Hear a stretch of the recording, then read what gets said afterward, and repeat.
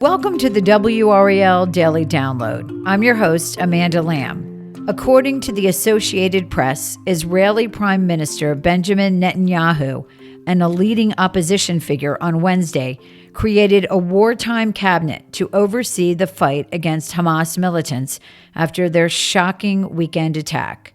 In the sealed-off Gaza Strip ruled by Hamas, Palestinians struggled to find safety as Israeli bombardment demolished entire neighborhoods and the territory's only power plant ran out of fuel.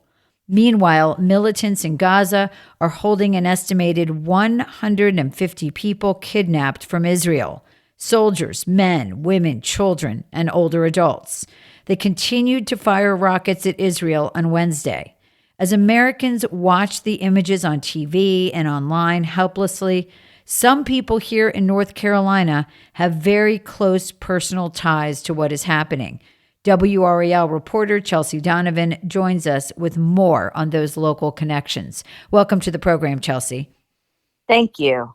So you've been speaking to people who have personal ties to the conflict, people from the Triangle who are actually there right now or who have been there recently. You've spoken with some of them. First, tell me about Robin.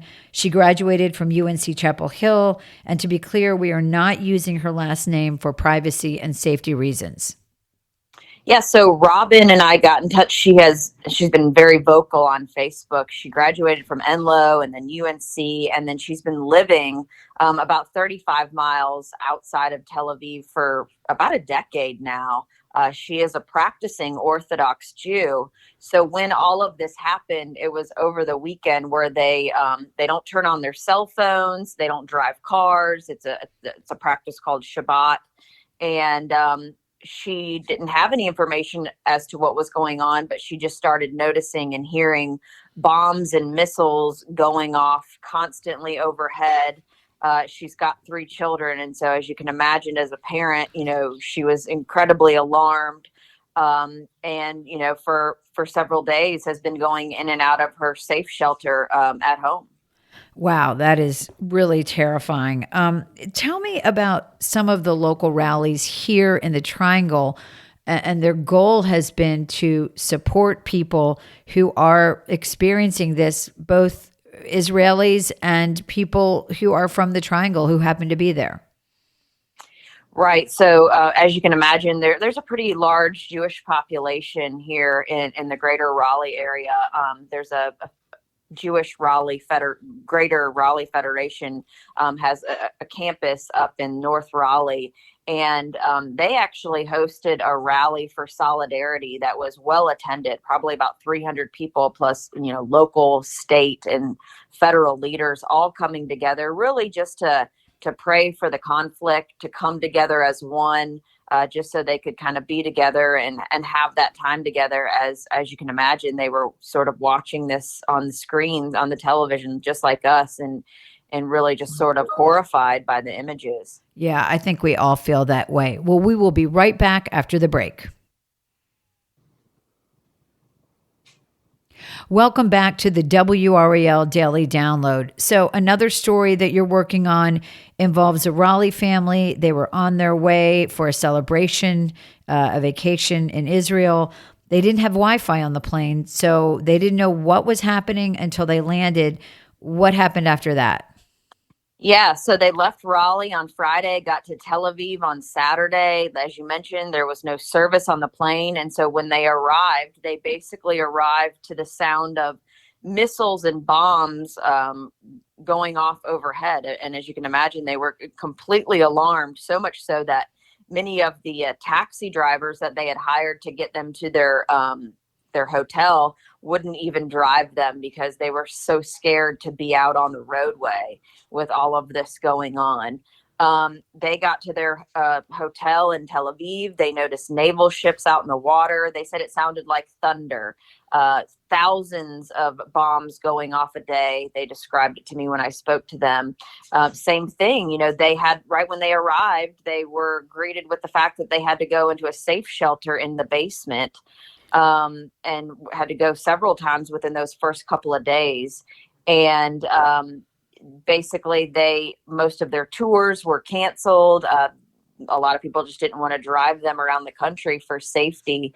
And it was at that point they decided, we might want to get out of here, given they said they could see the terror in people's eyes. They were incredibly worried about what could happen given what they were hearing outside. And so they somehow got a flight out yesterday, which would have been Tuesday, to Greece, where they are now sort of kind of deviated from their plans. But before they left, they said they donated hundreds of dollars worth of groceries to the Israeli military folks, some soldiers that were heading into war, just to try to do their part, because that was hard for them to see and experience all of that, as you can imagine. Yeah. And I mean, it's got to be the kind of thing that, I know they planned this trip for a very long time. And while it's disappointing, I mean, that's not the primary thing they're thinking about. They're thinking about the fact that all of these people are in harm's way, and they were lucky enough to get out. But, there's so many others that aren't lucky enough to be able to leave. They can't leave for many reasons. Exactly. They can't leave. And of course, while their story is frightening, you can imagine all the other people who are missing or have lost family members.